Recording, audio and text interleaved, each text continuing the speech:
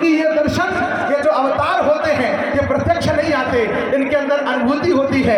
इनमें अतुलित बल साहस शक्ति के अनुमान दिखाई देते हैं, इनमें सादा शक्ति के दिनमान दिखाई देते हैं, तेज पुंज है ऐसा कि दिनमान दिखाई देते हैं। महाराज जी में बाल रूप हनुमान दिखाई देते हैं, महाराज जी में बाल रूप हनुमान दिखाई देते हैं। इसलिए अंदर जागृत किया।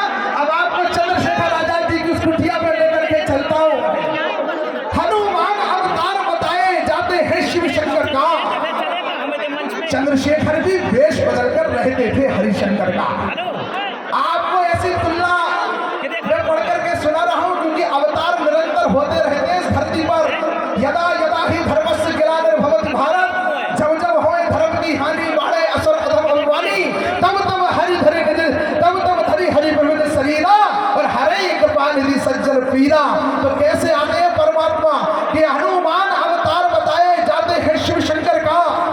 चंद्रशेखर भी वेश बदल कर रहते थे हरिशंकर का।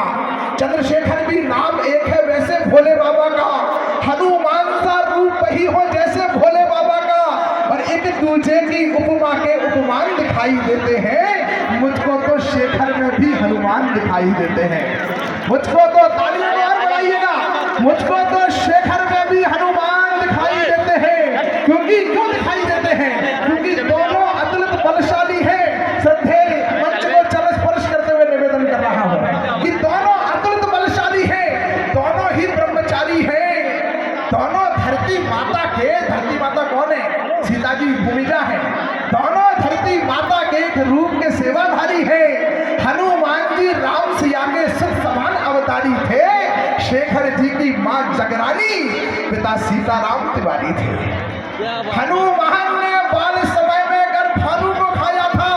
बाल समय लगी भरम के लियो तब तीनों लोग भयो अंधियारो। हनुमान ने बाल समय में गर्भानु को खाया था, तो शेखर ने भी अंग्रेजी सत्ता का सूर्य डुबाया था। ये भी देखो रही है रचना कैसी भाग्य विधाता की। एक ने मुक्ति सीता जी की, एक ने भारत माता की। एक ने मुक्ति सीता जी की, एक ने भारत माता की। हनुमान जी ने प्रयाग में ही कलियुग विश्राम लिया। बेटे हनुमान का मंदिर कहाँ है? प्रयाग में। हनुमान जी ने प्रयाग में ही कलियुग विश्राम लिया। शेखर जी ने भी प्रयाग में अंतिम क्षण तक काम किया।